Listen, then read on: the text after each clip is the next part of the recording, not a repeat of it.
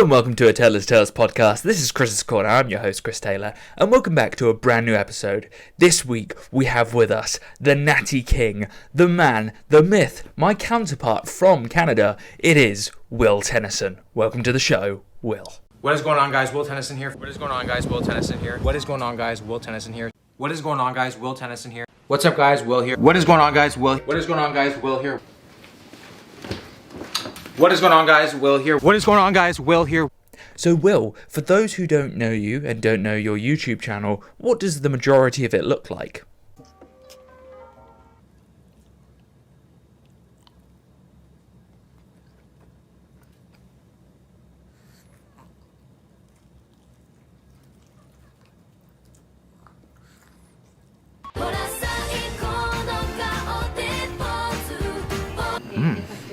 Quite the exquisite mouthfeel.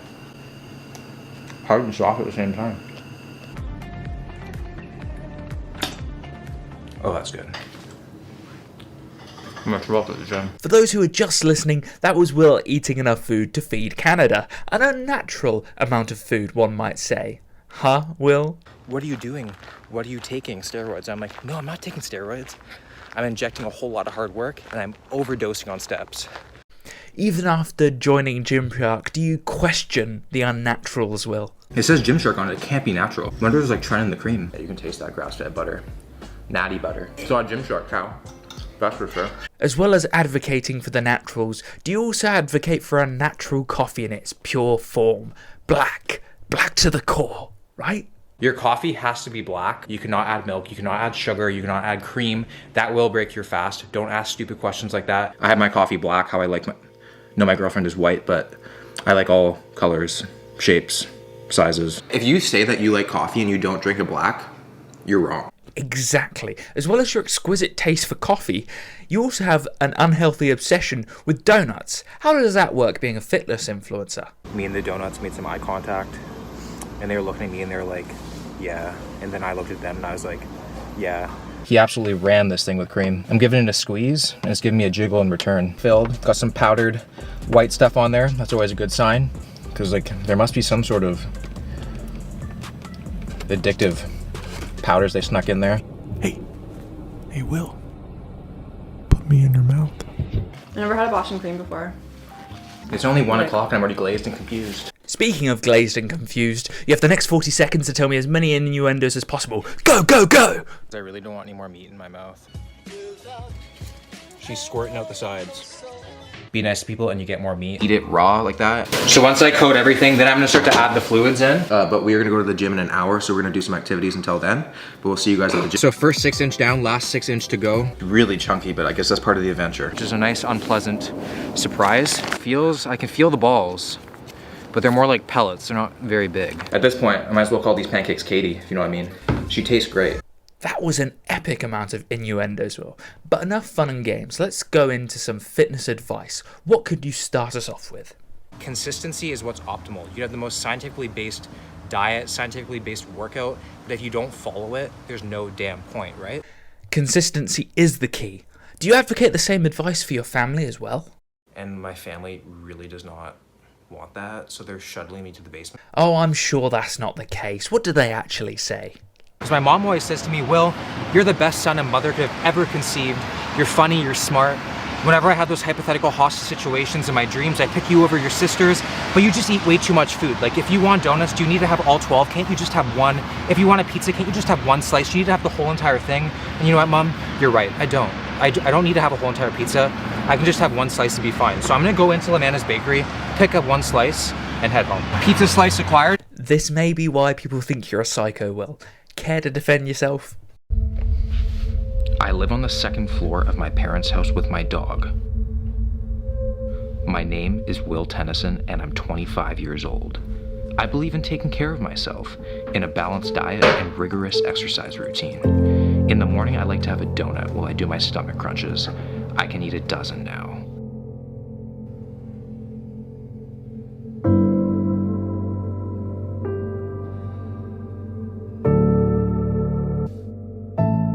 Ollie, put the body in the freezer, man. A family of 5 people are just staring at me and they look shocked. Like they're like, If you like me Gin's for like psychopaths. It Which is. means I should probably like it, but I don't like it. Can you get the rag from my room? Yeah, real convincing there, Will. Let's get back on track to the fitness topics, for instance. What would you say to somebody who doesn't have access to a gym? Just because you don't have access to a gym or you just don't want to go to a gym does not mean you cannot hit your weight loss goals. If you're someone who only gets a couple thousand steps a day, maybe when you get home from work, take your dog for a walk, take your kids for a walk, or just go for a walk by yourself and get a coffee. And over time, those steps will add up, and that might be the next 3, 5, 10 pounds that you've been looking to lose for so long. I think I've heard that answer before somewhere. What do you think people would react to that statement in your comment section, for instance? Let me know how much you love it. Let me know how much you hate it. Tell me whatever you want. I can handle criticism. Well, after all that hard work, I'm sure you require some high-quality junk food. So I do cheat days.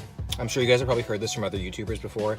It is not a challenge. Like, I'm not eating to discomfort. I only eat until I feel satisfied. And I don't do this all the time. Maybe like twice a month. The rest of the time I'm very healthy and I'm on my diet. If you do this all the time, you will get fat, like you will. But it's just a time to have like a mental break. I think we all need one of those. But usually after these, I'm very excited to get back onto my diet. So what does the ultimate cheat day look like? That tastes like 100% organic regret and despair. I feel so gross. Honestly, at this point in my life, food could replace sex. I just need to, like our dating history reminds us, we've all put something in our body that we've later regretted where my muscles feel numb and I feel kind of sad. That cheat day looked extremely enticing. But how do you recover from that? So it's what you do around these days that makes the difference. One day cannot make you fat. It's constant overfeeding, constant not working out that'll make the big impact. So if you want to go out and have a meal with your friends or you're craving something, it's your birthday, go out and have it. If I can have 8,000 calories and recover within 2 days, just imagine what little to no impact one meal will do. It's about being good most of the time. An excellent message, one that I stand behind myself and will advocate to many other listeners. Many of my audience will already know that piece of advice as well. But what would you use as well? A couple of techniques, for instance, to be able to help that recovery and to be also help yourself on building muscle and also reducing the amount of fat you have on your body. So if you're not sleeping enough, you're leaving a lot of gains on the table, just so you know. And Which is to do cardio, guys. Cardio is so important. It will not kill your gains. The only way it will kill your gains is if you're not eating enough and you're not lifting weights. Otherwise, it will very much help you. It will increase your work capacity, help you push a little bit harder in the gym, get extra few reps there. In terms of what cardio to do whatever you want, whatever you like to do. It could be low intensity, steady state, go for a walk, high intensity interval training like this, or it could just be general physical preparedness, GPP work. Just whatever you want to do, get your cardio in. Don't want to get fat? And there it is, cardio, of course. But moving on from such topics, you've done so many things across your channel in the terms of fitness and in the good cause to fitness, but you've also done a lot of trying different diets to be able to show that to the world. What was that like as an experience? Cook up some more shit and then see how I feel after that, and then cook up some more shit and then see how I feel after that. What did it feel like after eating Greg Doucette's diet? Like, I never thought I'd look at a squirrel and find it appetizing. Ooh, what's the carnivore diet like? Like, I feel like I'm on the cusp of throwing up every minute, which is not a nice feeling, and my stomach is really sore. Like, I already know the protein farts are ready to make their debut, which is quite worrisome. And it's basically like bathroom Hiroshima, and that's like not even, my energy just went boom. If a baby looked at it, they'd probably cry. I want to do some R-rated things to some fruit and veg right now. That was a disgusting amount of meat. Had an apple and got excited. Something else got excited too. Wow, that meat gave you a really good pounding, huh, Will? So the carnivore diet is bad, but keto couldn't be any worse, right? Kill a freaking lactose intolerant elephant. Like, I haven't used that much coconut oil in a day since December 1st. Because in general, when I'm trying to be healthy, I like to wrap my things in lettuce, but when I'm trying to have fun, I'm not wrapping anything up. So coffee and white powders are still keto. Did that coffee give you enough energy for the workout, or? Well, and I took a naughty amount of pre today.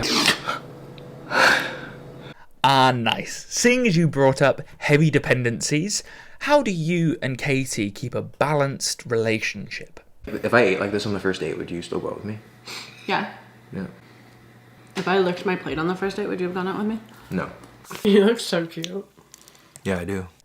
I said balanced, Will, but I imagine some days you have to pay the repercussions and bite the metallic bullet. Probably gonna go now and put a cotton swab in my mouth to get all this blood out of my mouth. Very graphic, Will, very graphic. But not as graphic as what you do to people who don't track their macros, right? So, a lot of people, they say that calories don't count. But guess what, guys? They do. Thermodynamics does not give a shit what day it is. Bingo. So, if you are on track and you have too much food, then you can share it with others, right, Will? Here, I'll give you the D.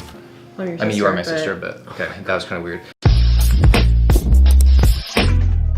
Speaking of absolute destruction of sorts, have you ever thought of destroying thy legs and going on a marathon?